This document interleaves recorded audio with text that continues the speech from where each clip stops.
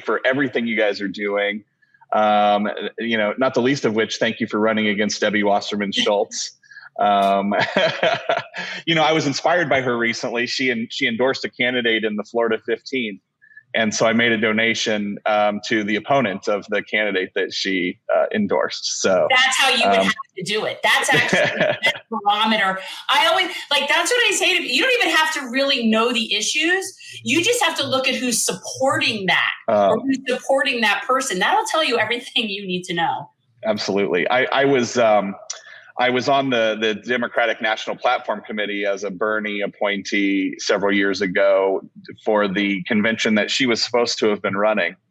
And I remember, I think it was NPR a few days or a day after the convention ended, came up to me and said, how do you think the convention went? And, how did it go for the Democrats? And I said, well, the national chairwoman resigned in scandal days before the convention amid allegations that she rigged the entire primary against one of the candidates, and the party still put in that candidate as the nominee. So I would say that it didn't go very well.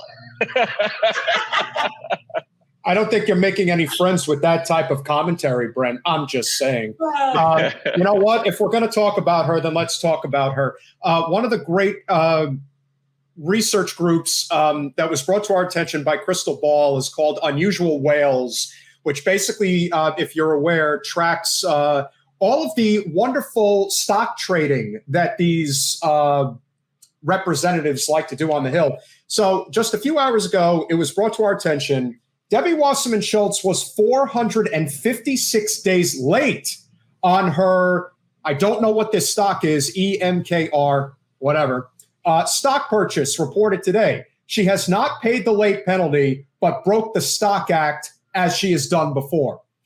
Yet she knows I am watching, so has put the note, this was a simple stock transaction, was her response.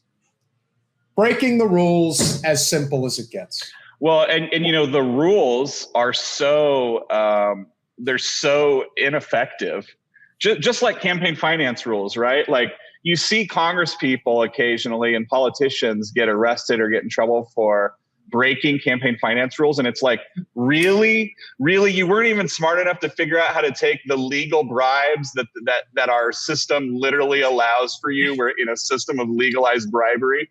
And it makes me think the same thing with this.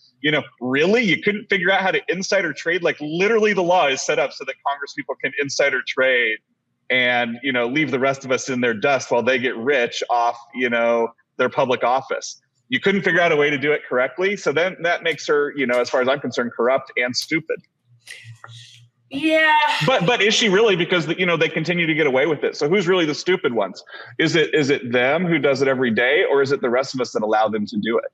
Well, I wouldn't say the rest of us. I would argue that some of us have been hip to their crap for a long time, but I would suggest that there are a number of people, and especially we see it in Florida locally, that just sort of like suckle at the teat of what they perceive as leadership and greatness and don't even care that it's corrupt and filthy. And I've encountered people where even when you show them factual information of quid pro quo corruption, their response is, and I just had this the other day with someone here, their response is something along the lines of, well, that's just how the system is. Of course, they have to do it that way. There's no other way to do it. This is what people have come to accept. And, it's amazing. And Democrats, I do think in that regard, are much more willing to tolerate corruption when they claim to have some sort of sanctimonious high ground on all these other moral issues. I find them to be more hypocritical on the left. Well, 2 years ago, I guess in 2020, Bernie again nominated me to a position on the DNC, which this time it was the Rules Committee. And I wrote a couple of amendments to the rules. And one of them that I proposed was that the DNC would follow suit of what a bunch of candidates are doing, which is saying the DNC won't take corporate PAC money. Okay. When I ran for office, I was actually the first candidate that created the no corporate PAC money pledge. And obviously it caught on, tremendously. Candidates throughout the party, we're even seeing a lot of establishment candidates that essentially were pressured so much that even they took the pledge, right?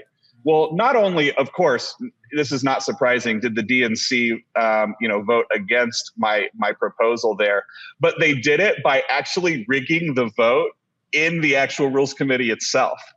Sludge wrote a great article about it where people can Google it and go on there. So, so the corruption is running so deep that not only are they completely willing to take all the corporate PAC money that, they claim out of one side of their mouth, they're railing against, and out of the other side of their mouth, they're begging it to come in. But the way that they did it was by literally rigging the internal vote on the issue in and of itself. So, what does that tell you? Thanks for watching. If you want to support our mission to transform politics into service, please like this video, subscribe, follow us on social media, and consider joining our Patreon, where you'll get early access to our interviews as well as other exclusive content.